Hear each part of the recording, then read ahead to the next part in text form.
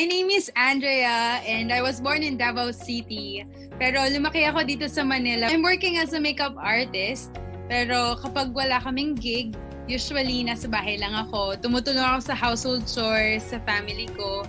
And most of the time, nag-aalaga ako ng dogs ko because I have 8 dogs. And I'm in a long-distance relationship with my fiancé. So, kadalasan magka-video call kami. Nasa Nova Scotia, Canada siya ngayon. So, nagpapadala siya sa akin monthly. Ginagamit ko siya sa pagbabayad ng bills, dun sa wedding preparation namin, tapos dun sa maintenance ng car, and dun sa mga dogs namin. It's really helpful kapag diretso agad sa bank account ko yung padala. Kasi mache-check ko agad online kung na-receive ko na. Plus, it really saves me a lot of time. Kasi dito sa Pilipinas, sobrang haba ng pila. So, sayang din yung oras. My brother used to work abroad for 13 years. And very thankful kami sa pagsuporta niya sa family namin dito sa Philippines. Yung fiancé ko naman, 5 years na siyang nasa Canada. So, pareho ko nakita yung sacrifices nila at saka challenges and stress na nararanasan nila sa pangingibang bansa nila. Kaya naman para po dun sa mga tumatanggap ng padala gaya ko, let's all be thankful and appreciative sa lahat ng sacrifices nila para sa atin. At para naman po sa lahat ng OFWs, OCWs, at sa lahat po ng mga Pinoy na based abroad, thank you very much po sa inyong lahat. Isa lang po ako dun sa mga milyong-milyong Pilipino na nakikinabang sa mga sacrifices ninyo. Maraming salamat po, and for sure, very thankful din po lahat ng natutulungan niyo dito sa Pilipinas.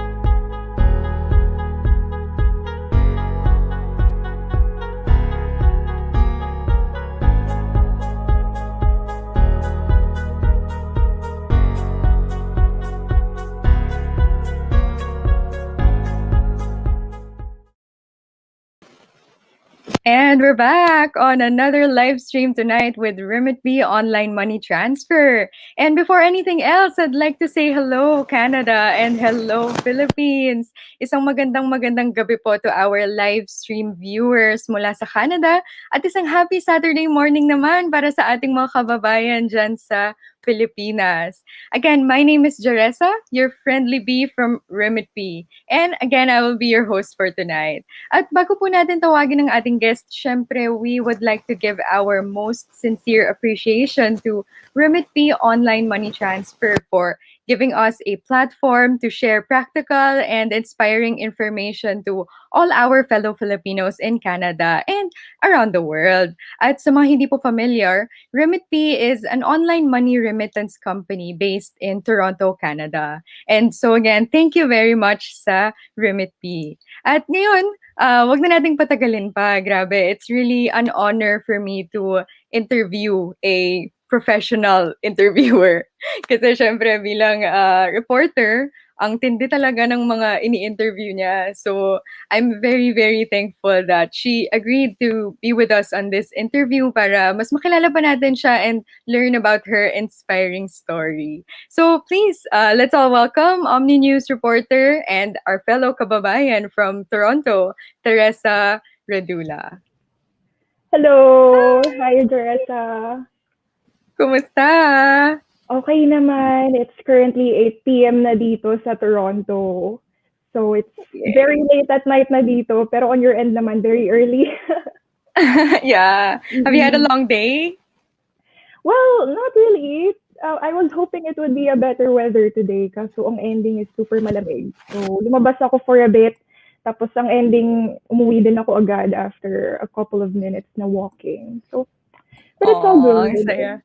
Mm. At least, na-enjoy mo yung Friday mo, no? Oo. Very much. Yeah. Ayan, okay. Sige. So, gusto na naming malaman yung, journey mo. So, paano nga ba nagsimula? First of all, gusto ko tanungin, why Canada? Bakit yun yung option mo na country of all Mhm. the many Ah, options? well, Canada because syempre I was 18 at that time or actually 17 when I was thinking about uh yung kung ano mangyayari after senior high school. So at that time pinag-iisipan ko na kung ano yung options ko sa university sa Philippines tapos of course I'm very close with my parents kasi. So my parents had this idea na okay, why not let's see kung you love traveling, 'di ba? So why not let's see kung kakayanin yung Canada. So we actually thought about that idea for a couple of months and then we went for it. So Canada is a really great option for us. Yes. Mhm. Yeah, siyempre, Mhm. talagang ano mo yun, naging best decision mo yun for now, ano? Very much. Yan, and then super. So, Mhm. now, ano yung natatandaan mo na mga first steps na ginawa mo para ma-achieve mo yung Canadian dream na yan? So I think we should go back sa yun, sa graduation ko mismo. So keep in mind, ako yung first batch, part ako ng first batch ng K to 12. So the idea began when I finished yung senior high school noong 2018. So syempre, graduation. Tapos when we had this idea na nga for Canada, tsaka na kami humingi ng tulong sa isang agency. So I'd like to give a shout out to them kasi they made the process really smooth din. So they're called Orius Manpower and Consultancy Corporation. Ayun. So thank you for putting their link sa screen. Lahat ng documents nasa kanila na and they applied on my behalf naman. So I took my IELTS test and I felt like the score was comfortable at that time. I was really nervous when I was doing it kasi, you know, sa Pilipinas, Taglish or Tagalog, like, hindi ka sanay sa purong English lang, di ba? So, and then come August 2018, I said farewell sa lahat ng friends ko, sa close friends ko, sa family. Tapos, I visited my favorite places na malapit sa hometown ko. And then I flew to Canada. Tapos I arrived in Toronto and 2 hours drive papuntang Niagara. And that's where I began my 2-year college life sa journalism program. Ayun. So that's the steps na aware ako. Mm. Nahirapan ka ba dun sa Which mga part application exactly? and all? Sa Nung, application, sa lahat, application.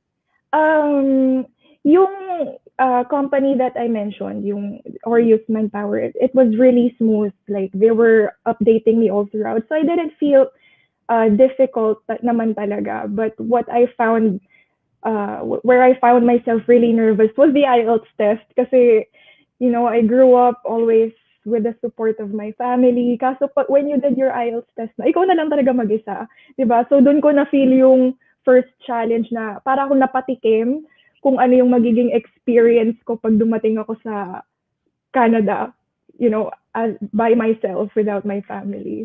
So it's really interesting, the journey. Pero hindi ko alam, dun pa lang pala yung simula, di ba? It gets more challenging throughout the journey. Wow. It Ayun. starts there talaga, eh, sa No. application, eh, 'no? Mhm. Pero nung dumating ka na, 'yan, how did you feel? um, it's weird. Parang, ano, very sentimental kasi akong tao. So, literal na kahit yung unang apak ko off the plane. Tapos, syempre, habang naglaland yung plane, tumitingin ka sa labas. Tapos, parang at that time kasi mga fall season. So, niisip ko, bakit yung mga puno parang namamatay, parang gano'n. Eh, hindi naman kasi sanay sa Philippines yung fall season or spring Tama, season. tama. So, ayun, the moment na we went outside the airport, dun ko na naramdaman yung lamig. As in, Lamig. hindi talaga siya ganito. Hindi ako sanay. So, imagine arriving to Canada at that time. Siyempre, yung clothes natin sa Philippines, pang summer lang or pang rainy. So, hindi talaga ako totally prepared sa coat or jackets or all I know is that I have so much to catch up on sa pag-transition sa life sa Canada at that time. So, Yun. ano yung beginning ng school year mo? Like, what month? And then, what month ka dumating? I arrived late August na. If I'm not mistaken, August 27th or 29th. Tapos nag-start yung fall semester ko sa college ng September 4. So, within that 5 days or 1 week, kailangan kong mag-adjust agad sa time ng Canada, which is difficult kasi 12 hours time difference. So, literal na ibabaliktad mo yung sleep schedule mo. But, it's worth it naman. Tama. Yan, marami kasi nagtatanong kung how long kaya dapat sila, before their school starts, gano'ng kahabang time yung kailangan nila to adjust, gano'n. Diba? So, you think 1 week naman is okay or better if more? Definitely, I think better kung more. Pero if that's the case, kasi marami din ako nakausap when I just moved here na mas prefer nilang dumating kapag ilang araw na lang talaga yung school. Kasi we have to keep in mind the rent din, di ba? Pero personally, at that time, I remember I hoped na sana mas maaga, kahit a few more days pa. Kasi it's a really big change. So, kailangan mo pang mag-adjust. Pagdating mo sa Canada, mamimili ka ng gamit mo for your room, di ba? So, like bed sheets, mga ganun. Tapos, you have to unpack your things pa. Kasi once school starts, syempre yung isip mo dapat nandun na sa school, not necessarily sa unpacking, you know? Like, do you understand? Yun yung... Tama. But many people, may mga kilala din akong mas prefer nilang once nag-start na yung school year. Andun na yung, tsaka lang sila dadating. I personally know some people na 2 weeks in, tsaka lang sila dumating. Pero I think it's up to the person's preference naman. Oo, tama. Kung gaano kabilis mag-adjust, no? Exactly. So, how about your accommodation that time? Ikaw naghanap or the agency helped you as well? Or The the school? agency helped me then as well because yung ORUs, they sent students, international students na rin there before. So like years prior I arrived there. So this place, yung accommodation ko where I lived in Niagara, it was a former client nila. So they were in contact with her. Tapos she's also sending them updates. I'm guessing probably, you know, maybe may close friendship na siya with the agent nung company. Like me, ka-close ko yung company din. So what they did is they just connected us saying na, okay, mag-move out na tong dating client ng company. So, tapos ayun, we had this call, tapos binigyan niya ako ng house tour. It was really nice kasi you could feel na nagtutulungan na simula pa lang with fellow Filipino community. So, it was really nice. Oh, wow. So, super sulit na with Oreos kasi akala ko nga yung talagang the process lang of getting the visa, ganyan. So, even pala dun sa living condition mo doon, talagang nakatulong din sila, no? Yeah, I think it's important din. Actually, what I learned from them din is yung importance ng building connections and friendships with people. So I actually apply that with my work then, diba? I'm not only doing interviews, but also I'm getting to know the person then at the same time and being part of the reason why, part ng reason kung ba't na ako nasa Canada is because of this company din, diba? So I'm just really grateful for all the help. Kasi honestly, hello, could you imagine 18 years old at that time? Parang hala, saan ako magsisimula, di ba? But they were really accommodating. That's what and grabe yung first batch ng senior high, di ba? And then now, you're there, living the dream job, di ba? So, sobrang inspiring nun for everyone else. Kasi maraming nalito with the senior high school. Ako din nalito. Di ba? See? So, marami ako naririnig na stories din na parang iba na yung program, ganyan. And then after, what do we do, ganyan. So, some, they don't go to college na, or some, they still proceed, syempre, di ba? So, marami rin talagang naguguluhan. Kaya, thank you very much for sharing. So now, ito, dito na tayo. So, when you finally started your classes at Niagara, what is the difference? Ano yung napansin mo na difference between studying in the Philippines and studying in Canada? Maybe this would be a little bit interesting, pero keep in mind ulit, I only graduated senior high school sa Philippines. So probably yung experience ko is different sa mga fellow Filipinos na international students dito na graduated with a university degree na. So ayun, so when I went to Canada, less so sa lectures, pero everything's more practical, maski yung mga projects or homeworks, pati minsan yung exams, like hands-on na talaga siya.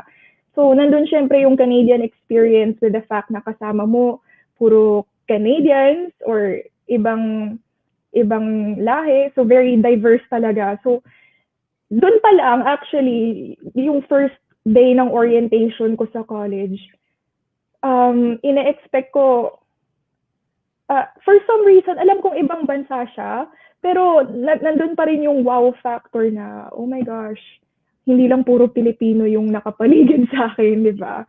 Iba talaga yung vibe. Pero tapos, it's a nice surprise naman. So, ayun nga, so there's this challenge na kahit tayong mga Pilipino, sanay sa English, sa lectures, iba pa rin yung fact na conversation mo with your classmates is purong English na rin.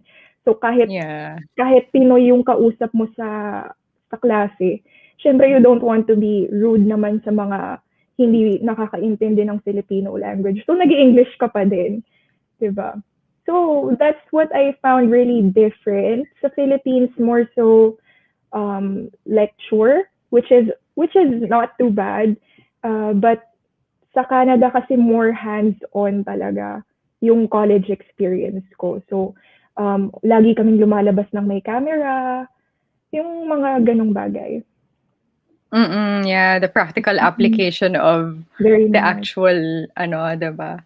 Actual job. So that's good. That's good. Kasi talagang nakikita mo na yung reality even you're still a student, diba? Even as a student. Kaya, yan, that's good. Thank you for sharing that. So, ngayon naman, habang nandyan ka, habang international student, meron bang mga challenges na encounter ka and how did you overcome? Definitely, maraming challenges. Like, I'm sure we've heard many stories about Filipinos going abroad. Pero yung challenges kasi iba-iba. So, it's not always bed of roses, as they say, diba? So, I moved here when I was 18. So, at that time, I was really, really young pagdating sa mga life experience. So, yung mga naging main challenge ko at that time was finding peers, people na kasame ng thoughts mo, ganon. So, who understands what you're going through. Kasi nga, it's rare to find someone na K-12 graduate din like yourself. Ayun. So, another challenge, of course, is coming to Canada. There's so many things na iba talaga. So, I remember arriving sa airport for the first time. Tapos, syempre, nagutom ako. Hello, ilang oras na biyahe yun? I think it was 17 hours na travel. 17 hours. Wow. Oo. Tapos, syempre, gutom ka. Tapos, yung first stop namin to Niagara from the airport is McDonald's. Example lang to, of course, there's many examples out there. Pero ito lang talaga yung pinaka-naaalala kong hindi ko malilimutan. So, dumaan kaming McDonald's on the way to Niagara. Tapos, pagtingin ko sa menu, hinahanap ko chicken fillet with rice. Tapos walang ganon. No rice. Parang alam mo ganon yung mangyayari, di ba? Tapos, I can't forget about that memory kasi dun nag-start talaga yung, oh my gosh, ibang-iba na talaga, di ba? Tapos, yung menu, hindi na siya hundreds of pesos, nakasulat na dollars. So parang dun palang nagsisink in yung reality na, okay, hindi na nga talaga to Pilipinas. Ayun, so I found that odd. Tapos yung mga tiny things kasi nagde-build up, 'di ba, along the way. So Mm. minsan kasi too much na pagbabago, nakaka-overwhelm din siya. So of course, isa pang challenge is yung being away from family. So I feel very happy to have the chance to go back home a couple of times. Every once in a while to celebrate Christmas with them, ganun. And they were there for me din whenever I would celebrate the milestones. Pero, ayun, so being away from family is one. And then, nung nag-start yung pandemic, that's another challenge. Kasi that means they cannot visit me, I cannot visit them din, di ba? So, Yeah. so I would say yung pinaka-challenging time for me talaga is when nag-start na yung lockdown. So at that time, graduate ako virtually, tapos mag-isa, tapos until now, actually until now, wala akong graduation photo. I should get one soon. Ayun, tapos, ayun, nag-celebrate ako ng birthday, mag-isa din. So, those times din wala ako talagang ginagawa, 'di ba? So, those were the toughest times of me coming to Canada. It's hindi yung adjustments to the life sa bansa, but more so after nung graduation ko as an international student. Yung wala kang ginagawa kasi you graduated, naghahanap ka na ng job, 'di ba? Tapos hindi ka rin makalabas para makapag cool down kasi COVID, 'di ba? Yung time na yon lahat tayo mas kabado than today, 'di ba? Tapos and then tapos every day waking up sa emails na hindi ka natanggap sa job na in-applyan mo, ganun. Tapos those days din, yung months na yun na wala akong trabaho. I was wondering at that time kung worth it bang umalis ako sa Philippines, 'di ba? Kasi sa Philippines nandun family mo, nandun yung friends mo, yung comfort zone mo. Tapos ayun, yung unemployment days ko, I kept thinking kung worth it ba lahat? Only to go through that not knowing kung may patutunguhan ba talaga yung 2 years ng college mo sa ibang bansa, 'di ba? So, yun yung I think the gist of yung challenges that I went through the last 3 years that I'm here sa Canada. Totoo yan. Mm-mm. Talagang being away is a challenge. Yeah, And then, pandemic pa. Yeah, Wow. you hear these stories a lot, even if you're not in Canada. Pero hearing the stories is one thing, and experiencing it is another. Yeah, oo, talaga. So, paano tawag dito? Ano yung mga ginagawa mo para ma-overcome yung homesickness? Meron ka bang mga parang yun yung ginagawa mo kapag nami-miss mo yung family mo or nami-miss mo yung Pilipinas? No, actually, one thing I noticed din, mas naging ka-close ko yung family ko nung pumunta ako dito. Like we didn't expect that. Mas naka-close ko lahat ng kuya ko, yung parents ko when I went here kasi parang I think when I got here dun ko mas na-realize kung gaano ako ka-close sa family ko kasi they're calling me naman once every time, actually halos every day, especially from my dad, diba? So whenever I do feel homesickness nga, it's nice to have the technology we have now kasi they're just one call away. Although you have to keep in mind yung time difference. Kasi ibang-iba ngayon, 12 hours difference, di ba? So yun, it's nice to have a call with them. Tapos, you could always feel the support of your family naman. Yeah, that's good. Talagang family yung tumutulong no?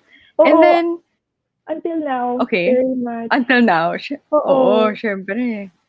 Very Syempre much. naman. Kahit you're away na, parang close na close pa rin. Thanks to technology. Mas naka-close ko talaga sila at this time. Like, siguro kasi before I'm always, high school, I was always out with friends, di ba?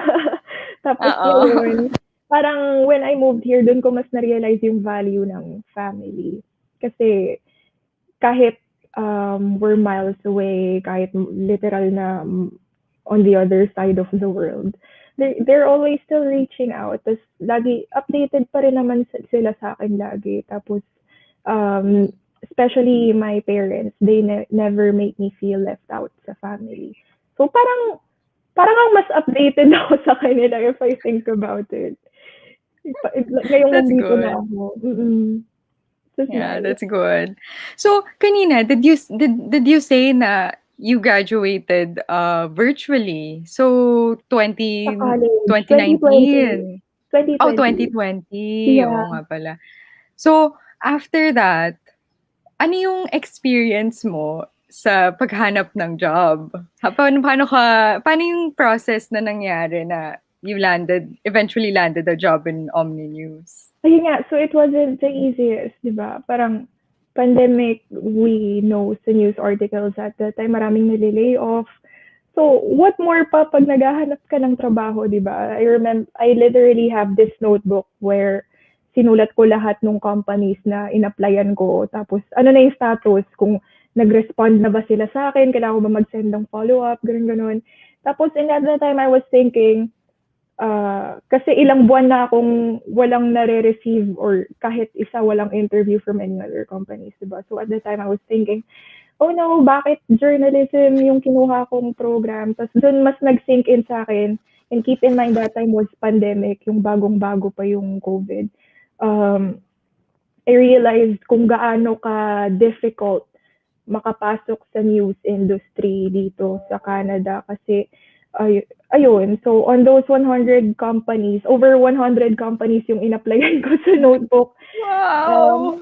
Like lahat yun, rejection lang talaga yung na-receive ko. So, syempre, kinailangan ko maging madiskarte, di ba? So, marami akong nag-reach out ako for advice sa professors ko kasi they're all very experienced sa industry. Like, they're all my mentors, honestly. Tapos, ayun. So, I turned on all my notifications sa job finding websites para mag-send sa akin ng updates or emails kapag may bagong job openings sa journalism. Ayun. Tapos, one day, I woke up, nakasulat, OMNI Filipino, dun sa may bagong job opening. And when I saw that, parang inisip ko, baka sa Pilipinas lang. Kasi, may mga ganang job postings di ba? Parang nakasulat anywhere. So, iniisip ko baka sa Philippines-based to. Pero I remember, at that time kasi naglalakad-lakad na rin ako sa downtown Toronto. I remember may nakasulat na OMNI din at that time Tapos, ayun, when I checked the job posting, it was so surreal kasi nakasulat, based in Canada, tapos naghahanap sila ng reporter na Filipino, na marunong mag-Tagalog. So, parang, oh my God. I remember, like, super psyched talaga ako sa feeling ngayon. So, iniisip ko pa nga noon na dapat makuha ako to. If I didn't get this, parang, uuwi na talaga ako. Parang yun. After 100 applications. Oo, promise. May listahan ako ng mga companies na in-applyan ko. Tapos, ayun. So, I applied to OMNI Filipino and then, syempre, I tried my best, di ba? Nag-consult ako sa professors ko, nanghingi ng advice. What do you think about this story idea and sending them? Tapos, my professors are really nice. Di ba? Kahit you graduated na, they're still helping out. And I think that speaks a lot about this country where I'm at, di ba? Tapos, ayun. The next day, I received a positive response naman about my application. Tapos, ayun, doon na nag-start yung interview process sa company. So, after 2 weeks, ayun na, on a very, very maliwanag na, on a very sunny day, habang nagluluto ako ng Pinoy-style spaghetti for the very first time, I received an email na nandun na nga yung job offer. Yay! Ayun. Tapos, of course, I immediately called my parents and brothers because they've been so supportive all throughout. Tapos, and then ayun na, same day din kasi na-excite talaga ako.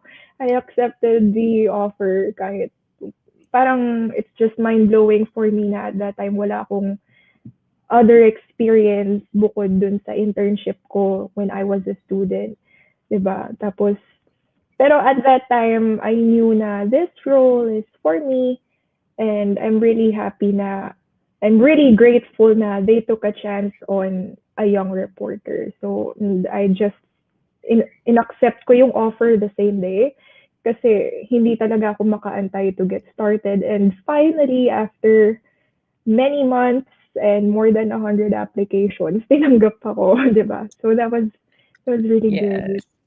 Mm-mm. Well deserved yan, well deserved. Thank you. And Thank then, you. tawag dito, kanina we talked about the application process mo as an international student. Mm. Kumusta naman yung process dun sa pag-apply ng job? Anong napansin mo, mahirap ba? Is it ang dami bang interviews, ganun, or Maybe I think hindi lang ako masyadong fortunate compared sa iba kasi yung OMNI siya yung first interview ko talaga sa kahit siya yung pinakauna kong job interview. Hindi na rin yung naging last ko, which is great. And I think because at that time pandemic, 'di ba, lahat naging virtual, kahit yung mga yung virtual? interviews ko with OMNI naging virtual na rin.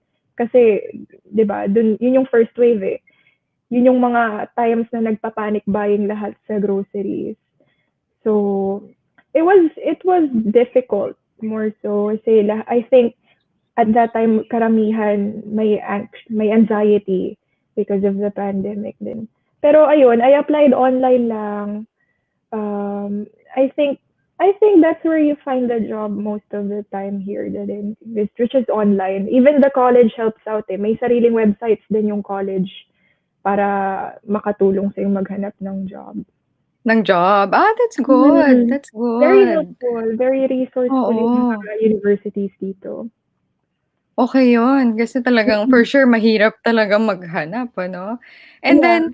then, dun so lahat virtual yung application, virtual yung interview. So ngayon, yung tanong ko, nakapunta ka naman dun sa broadcast studio nyo? Oo, actually, I have a very kakaibang work schedule. So, normal Monday to Friday. Yung work schedule ko Sunday to Thursday. So, Monday to Thursday, reporter talaga ako. Pero pag Sundays, since ako yung nagsistand as producer. So, pag producer ka ng show, ikaw yung dapat nasa studio ka din along with the host. So I was able to see the studio. It's actually really cool. Sa studio kasi namin hindi lang OMNI. May kasama kaming ibang news companies under the umbrella company that OMNI is in. It was really cool. Parang actually minsan hindi pa rin ako makapaniwala to be there on set. Parang it's something you only see on TV growing up, 'di ba? Tapos to think na ikaw din part ka na nung mga nasa set. It's just surreal. Totoo yan, sigurado. Kasi ako din, actually, yung background ko din, same din, mass comm din ako eh. So, alam mo yan, pagka ini-imagine natin yung mga studio, di ba? And when we see everything, it's sobrang, wow. Like, yung mga coworkers mo, hindi ko pa siya na-experience.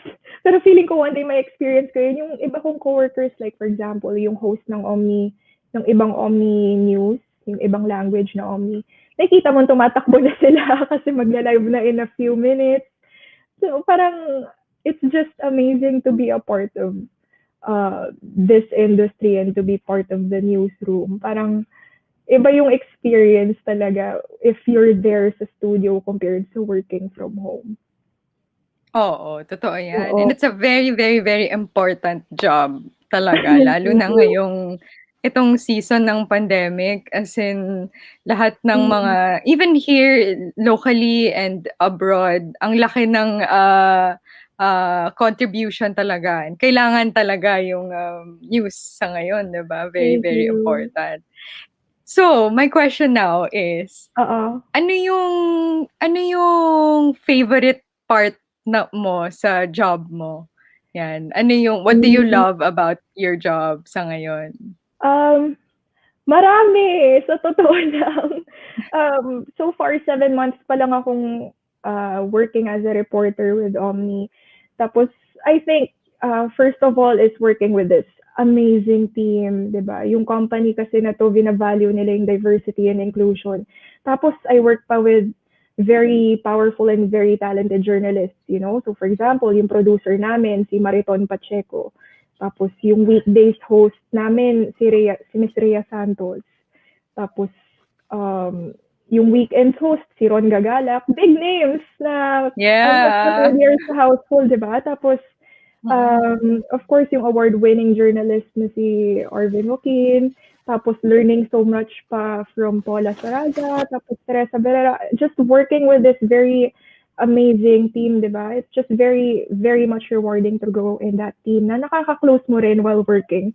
So, could you imagine growing up watching TV at that time, hindi ka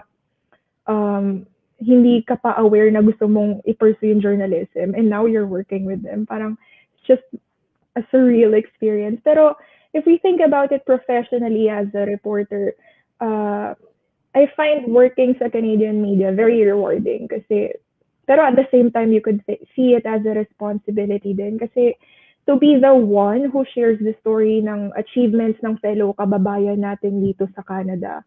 Tapos, and then if may confusion sila or concerns or needing help as a reporter in a way, nakakatulong kang manghingi ng answers sa concerns nila, di ba?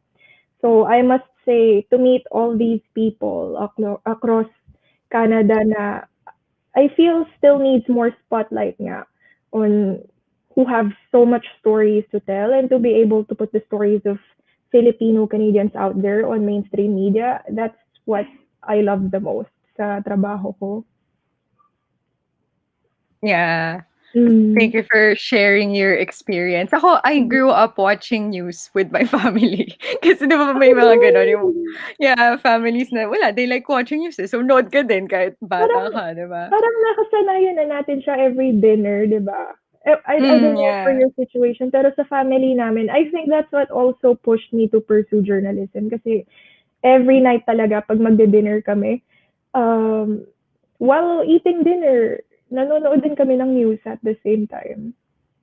Yeah, same for me. That's why talagang ang laki ng respect ko for everyone working in the news and media kasi hard work talaga lahat yan, 'di ba? Just finding a story that's worth sharing, 'di ba? Ang hirap, minsan ang hirap humanap ng Very much. 'di ba? So, maraming story. Pero yung mga unique, 'di ba, talagang gusto natin na mai-share yan, 'di ba? And like you mentioned, maraming stories, pero keep in mind, hindi lahat willing to speak on camera. Maraming nahihiya din. So, I think that's what makes the job more challenging, finding people na willing i-share yung stories nila. And I think, it's a very challenging job, pero like I said, rewarding din naman at the same time. That's true. Yeah. Okay, so ano yung mga tips na mabibigay mo for newcomers or dun sa mga nagpa-plan na pumunta rin ng Canada? Well, to think about it, 3 years pa lang naman ako dito, so I think qualified enough naman na para magbigay ng tips. So I think my number 1 tip would be piliin mo kung sino yung pinakamakakasalamuha mo sa new life that you chose for yourself, diba? Kasi whoever you surround yourself with, parang maapektuhan nito yung kung paano mo marireach yung goals mo.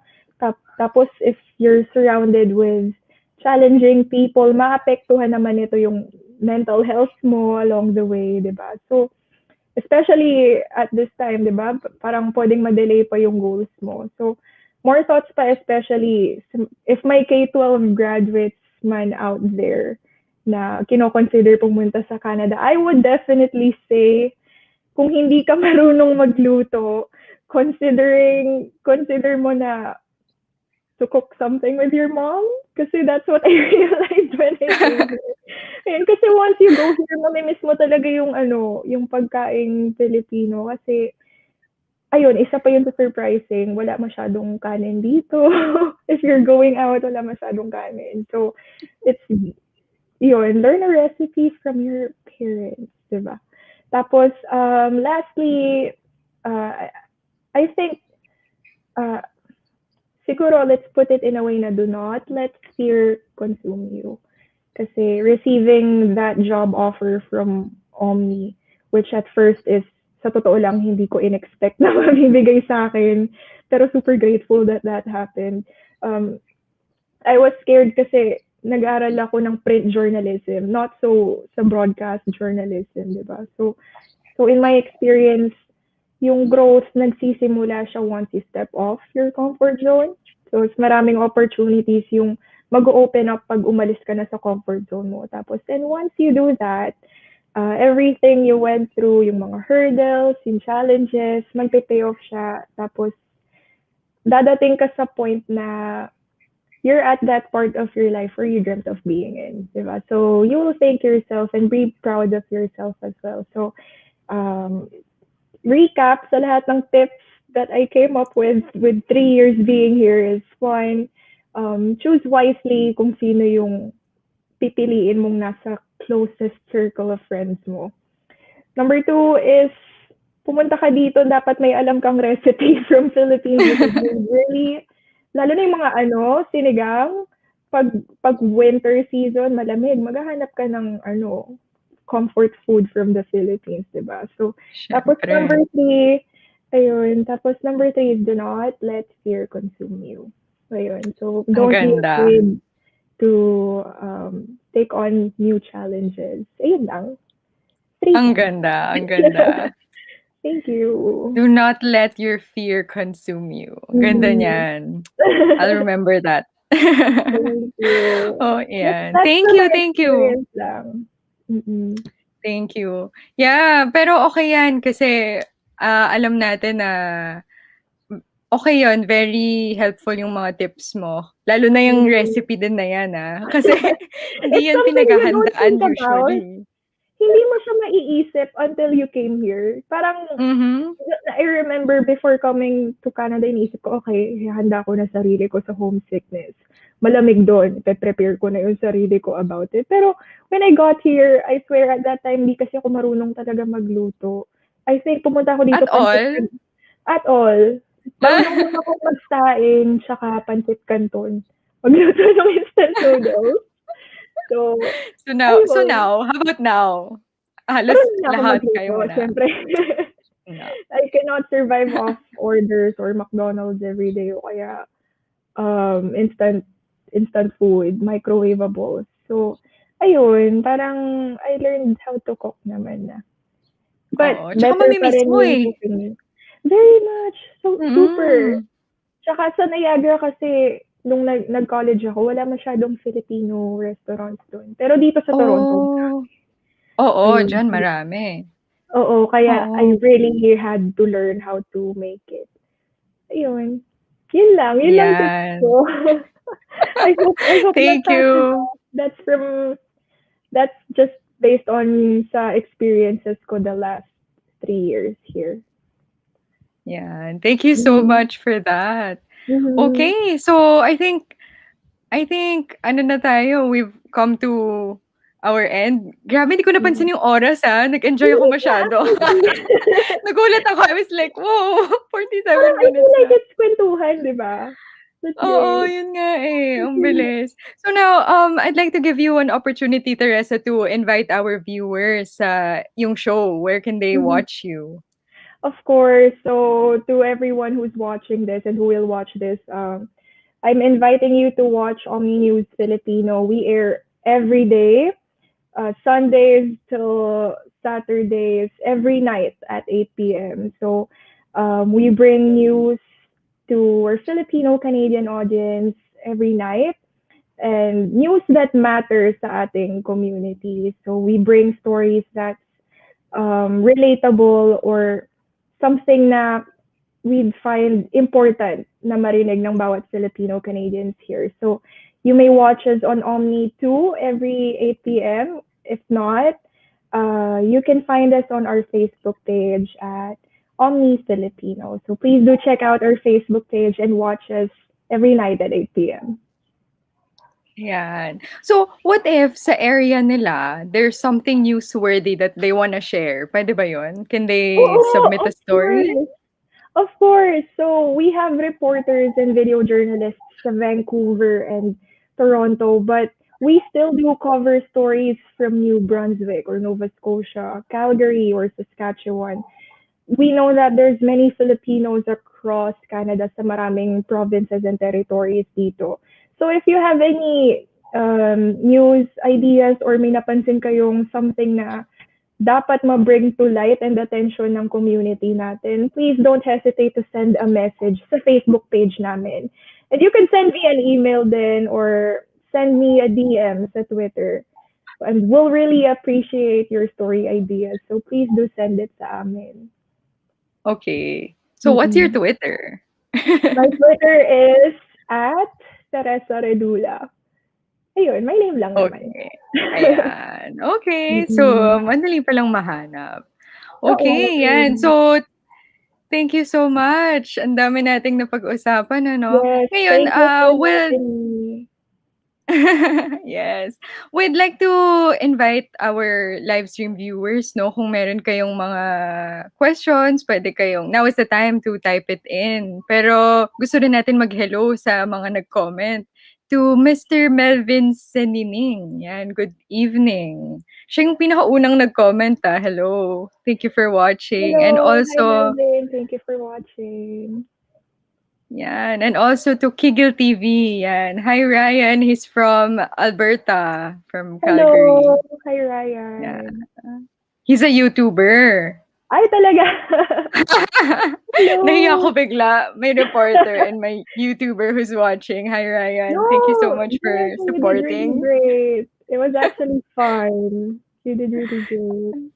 Nako, thank you so much. Okay, sige, we'll just play this very quick video and then when we get back, let's see if there are questions we'll answer. So now is the time for our viewers to type in. If you have any questions or you want to say hello, whatever, you can just type it in. Yeah. Okay, we'll be back.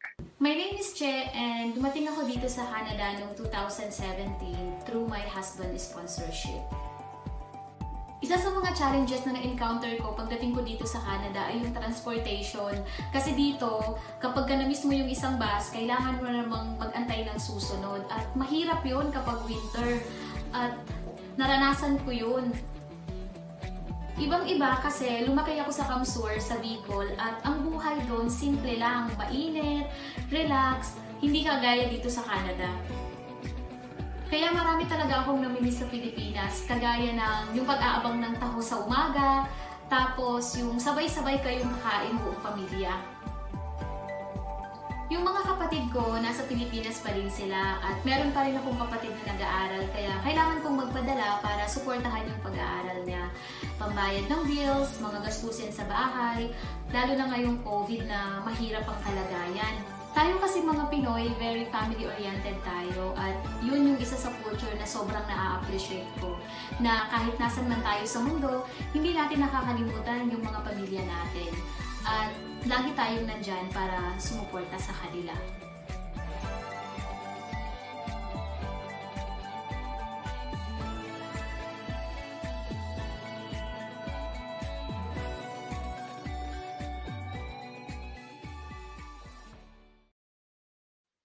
Yan, we're back.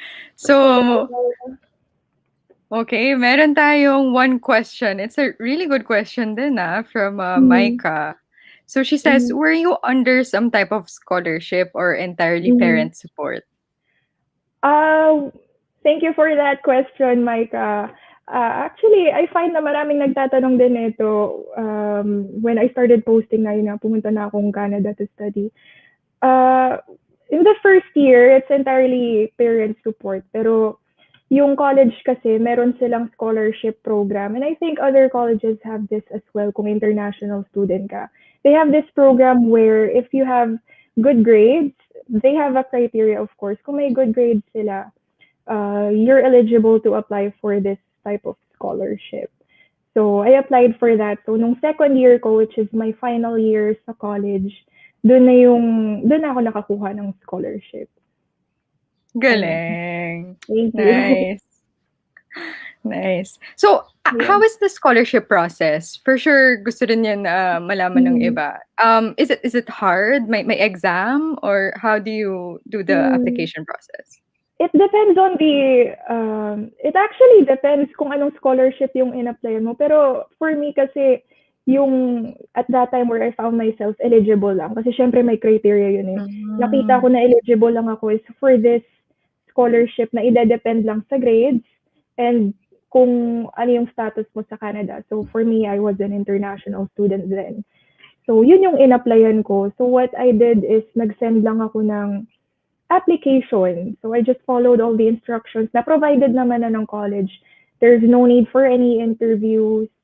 You don't need to fill out an essay. Although I noticed sa ibang form of scholarship, may mga essays.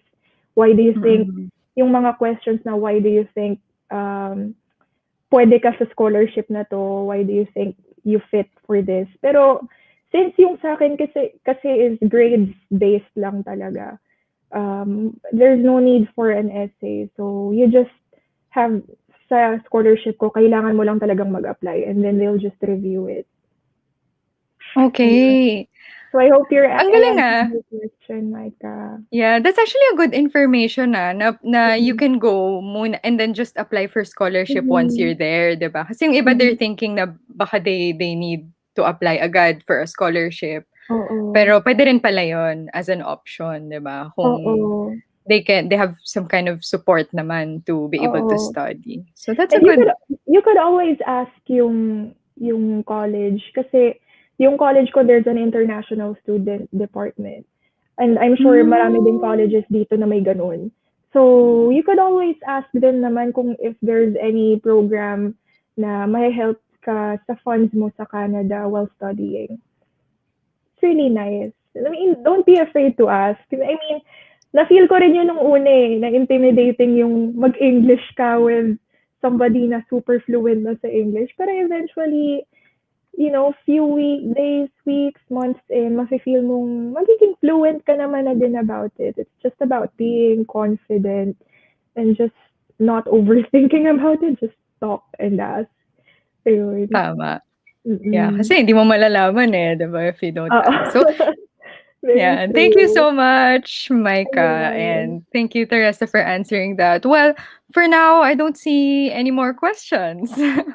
Or may pa bang gustong humabol? Don't know if may pang gustong humabol, pero I don't see any new questions. So, maybe hanggang dito na lang talaga. Thank you so much, Theresa. But do you have any last words, last message you want to share sa ating mga kababayan na nagpaplano rin na pumunta ng Canada or those who have recently landed? What's your last message?